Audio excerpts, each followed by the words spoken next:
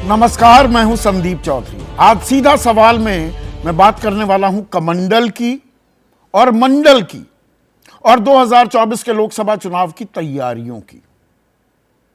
अब दर्शकों, पिछले कुछ दिनों से, बल्कि मैं कहूं पिछले कुछ हफ्तों से कमंडल की गूंज साफ सुनाई दे रही थी। पूरे देश में तैयारियां हो रही थी।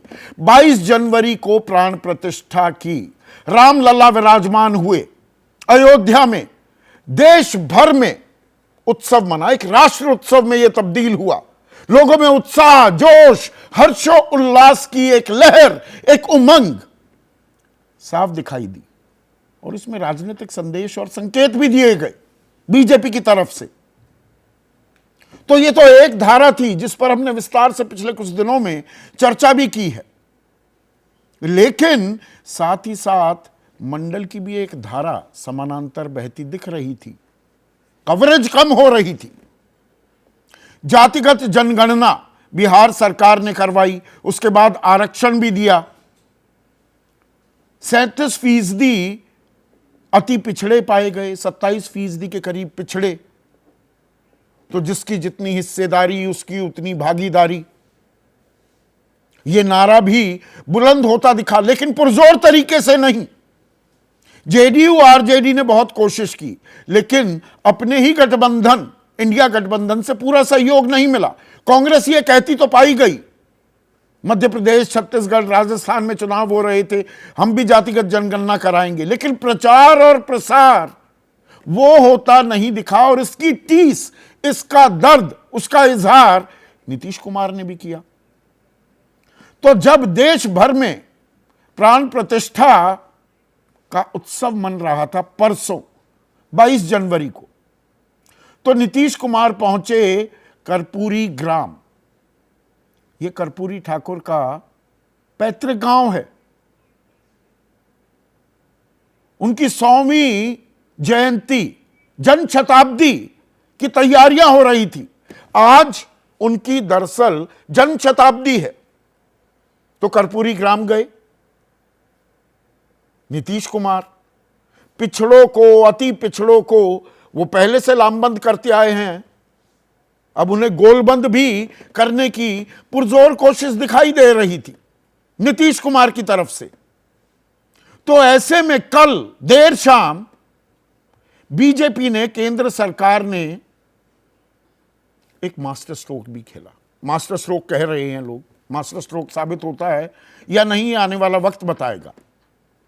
कर्पूरी ठाकुर को भारत रत्न से नवाजने की घोषणा की गई राष्ट्रपति कार्यालय से। अब ये तो ऐसा दांव था, इसका स्वागत तो सभी को करना पड़ा। आज भी पटना में जब रैली कर रहे थे, जन शताब्दी समारोह के तहत जो ये रैली का आयोजन किया था जेडीयू ने और आरजेडी ने, तो नीतीश कुमार ने कहा कि कर्पूरी ठाकुर जी देश का सर्वोच्च सम्मान भारत रत्न दिया जाना हार्दिक प्रसन्नता का विषय है। इसके लिए माननीय प्रधानमंत्री श्री नरेंद्र मोदी जी को धन्यवाद।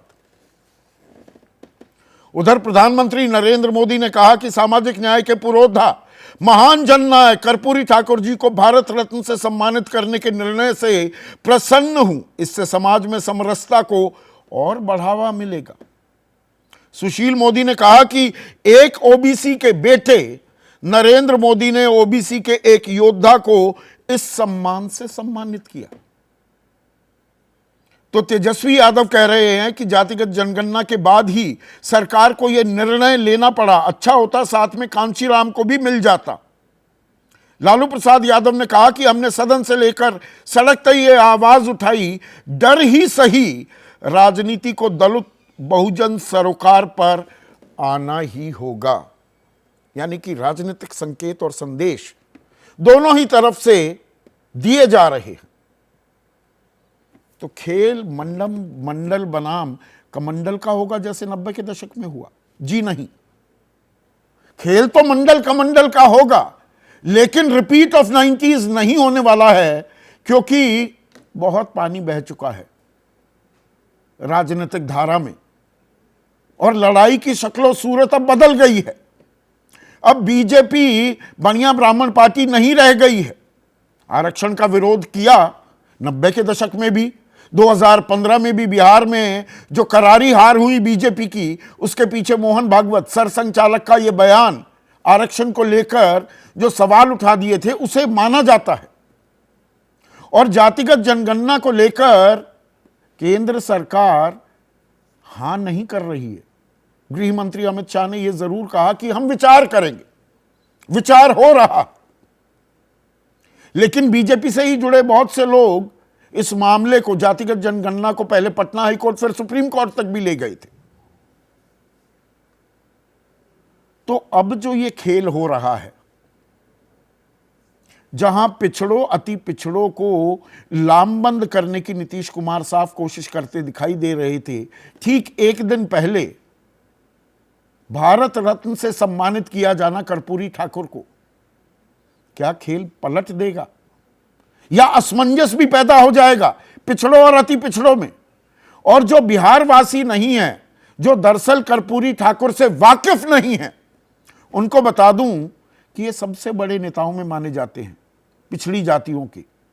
और सामाजिक न्याय की जो लड़ाई सालों से, और जो बिहार से शुरू हुई थी 70 के दशक में, तो जयप्रकाश नारायण, राम मनोहर लोहिया के बाद सबसे बड़े नेता कर्पूरी ठाकुर माने जाते हैं। 2 बार ये मुख्यमंत्री भी रहे।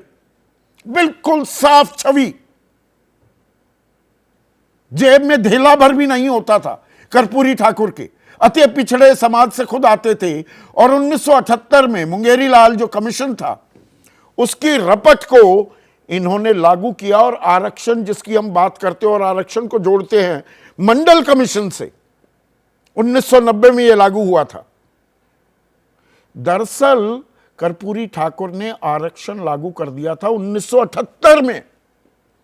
और इसमें जो पिछड़े थे उनको 12% आरक्षण, जो एमबीसी ये कैटेगरी इजाद की थी कर्पूरी ठाकुर ने, पिछड़ों में भी पिछड़े, अति पिछड़े या मोस्ट बैकवर्ड कास्ट, उनको 8% आरक्षण, महिलाओं को 3%, और सवर्णों में जो गरीब हैं, इकोनॉमिकली वीकर सेक्शन, जो आज दिया जा रहा है, यह 78 में दे दिया था कर्पूरी ठाकुर ने।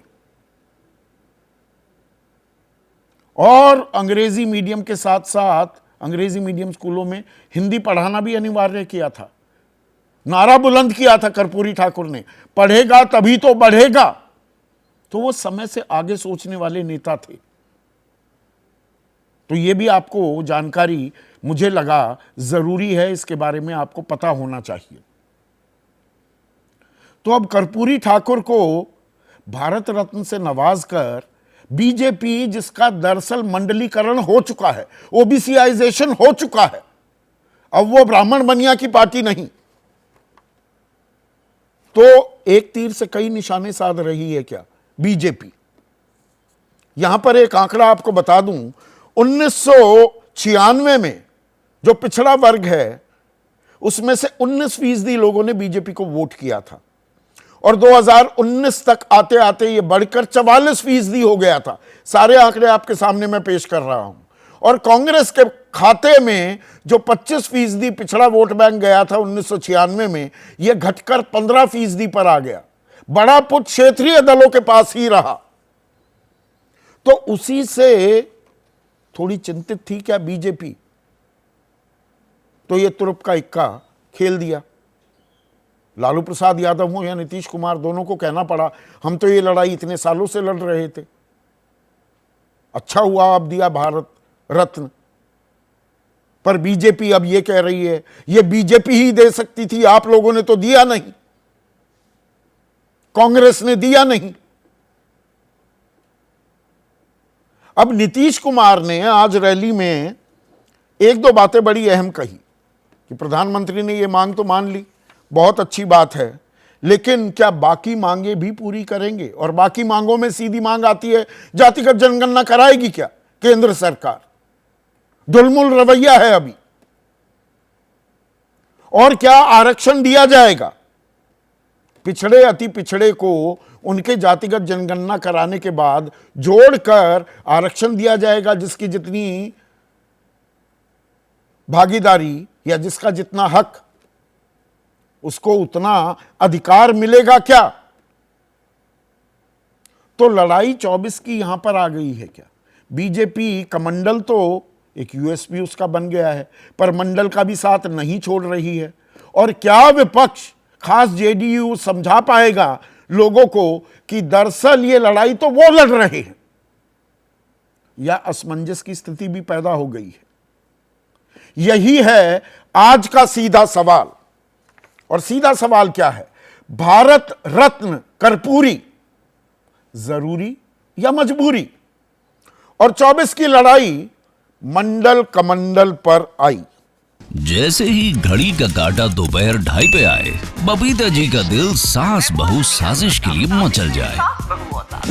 और ये है इनकी बहू, पूरे दिन ऑफिस की टेंशन हो जाए गॉन जब ये करें अपना फेवरेट शो फ्री टाइम पे ऑन। इनकी तरह आप भी देखिए अपना फेवरेट शो अपने टाइम पर और डाउनलोड कीजिए एबीपी लाइव ऐप अपने स्मार्ट टीवी पर।